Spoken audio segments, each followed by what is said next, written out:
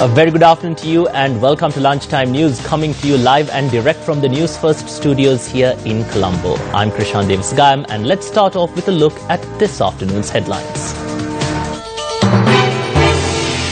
Parliament debates on waste management. President Sirisena arrives in Parliament. Residents of Suryavava block the Mattala Airport Road and call on officials to solve the wild elephant menace. Special program in the Western Province to combat dengue. The extraordinary Gazette notification presented by the President to make services related to garbage disposal an essential service was taken up in Parliament today. The Gazette was tabled in Parliament by General Secretary of Parliament Dhammika Dasanayaka. This national issue became a national tragedy, but we have the potential to turn this into a state asset. There are many nations who have successfully turned garbage disposal into a gold mine. However, the government must not try to oppress the people. The public does not want garbage dumped in their villages. What they want is a legal and proper framework for waste disposal. There was an explosion at the Salava army camp. It has been a year, but there has not been a proper solution. There was a landslide in Aranayaka. Proper solutions have not been given yet. Estate workers in Beragala are still facing problems. Meethatumulla should not be added to this list. We need to have a plan on how to prevent such disasters. As a parliamentarian from Colombo, I spoke with the Defence Secretary when this incident happened, and he said that he would immediately deploy the military forces. I am sad to say that the Disaster Management Ministry works very slowly. They do not have a proper plan. There should be a flying squad which is in operation 24 hours a day in order to deal with such incidents. Since the end of the war, one of the locations identified for dumping garbage was Arwakkaru in Puttalam, where excavations were down to extract raw materials for cement production.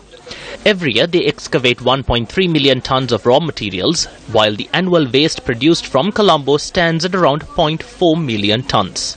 We can easily fill these pits with garbage in a very scientific way. We can create a large-scale version of the dump which is currently located in Dompe.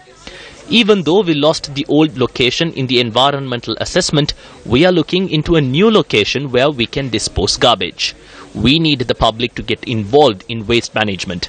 We need the municipal councils and local government bodies to act in a more responsible manner when it comes to waste management. We are looking at generating electricity using waste. Resolving the garbage issue in this country is the best way to honor those who lost their lives in this tragedy. We will take bold and brave steps in this regard, and we will use the proposals passed through Parliament today as the foundations for these decisions.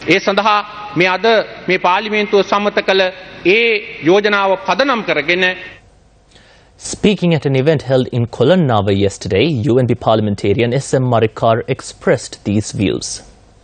Allowing protests to be staged at the Lipton Circus and Colombo over petty issues is a national crime. This has to be done in such a manner that it does not disrupt the general public. The problem in Sri Lanka is that this does not happen that way. This is why it is said that Field Marshal Sarat Fonseca will be appointed for this. This is a very good thing, because if they can't listen when asked nicely, this needs to be explained in a manner in which they would understand. Because we can't let the country be destroyed according to the requirements of few political supporters.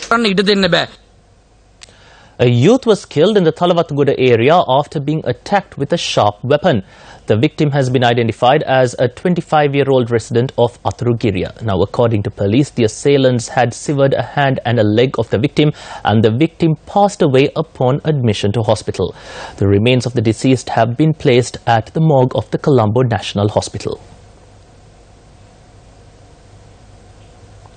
Meanwhile, an individual who operated an illegal liquor manufacturing plant has been arrested by the Mirigama police in the Baduragoda area. The suspect was arrested following a raid conducted by the Mirigama police. According to our correspondent, the suspect had operated the moonshine manufacturing plant under the guise of a poultry farm. 8 barrels of undistilled moonshine as well as equipment used to manufacture the alcohol were taken into custody. The arrested suspect is due to be produced in court today. Several motor accidents were reported over the past 24 hours from various parts of the country. Several motor accidents were reported over the past 24 hours from various parts of the country. 2 people have suffered severe injuries following an accident involving a private bus and a truck that occurred in Kakirava along the A9 road. The bus driver and the truck driver who were injured have been transferred to the Kakirava Divisional Hospital. According to the police, the careless driving on the part of the lorry driver had caused the accident, and the police are conducting further investigations. Meanwhile, a 49-year-old resident of Balangoda suffered injuries following an accident involving a 3-wheeler and a truck. The police said that the 3-wheeler driver who suffered severe injuries from the accident was admitted to the Balangoda base hospital and was later transferred to the Ratnapura General Hospital. The truck driver has been arrested over the accident and further investigations are underway. In another headline-making story this afternoon, a protest is being staged by residents of several villages coming under the purview of the Hambantota Divisional Secretariat against the menace of wild elephants. The protest is being staged obstructing the entry road to the Mattala International Airport. Residents from a number of villages, including Vavegama, Kuda Indivawa and Bogaha Indivawa, are calling on officials to drive away the wild elephants in the area. Vehicular congestion was reported along the airport entry road due to the protest. Now, according to our correspondent in the area, the protest is still continuing. A 13-year-old girl who was bathing in the Mulannattua tank in the Galnav area has gone missing. The victim had arrived at the tank at around 6:30 p.m. yesterday along with her mother and 2 other relatives. The victim, Gimhani Anushika, an area resident, had disappeared while bathing in the tank. Search operations are continuing in order to locate the missing 13-year-old. According to area residents, the tank is inhabited by a large number of crocodiles. In more local news, the Colombo Municipal Council began operations today to look into dengue breeding grounds at Western Province schools, where construction activities are taking place.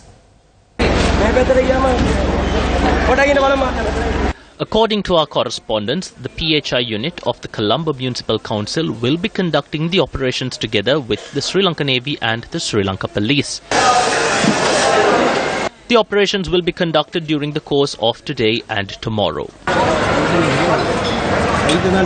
The Zahira College in Maradana, which has construction activities taking place in its premises, was one of the first schools to be inspected today. Now, that's definitely a piece of equipment that we could use around Colombo during peak hour traffic. Well, that's a wrap of Lunchtime News. Join us again at 1:55 for more of the very latest.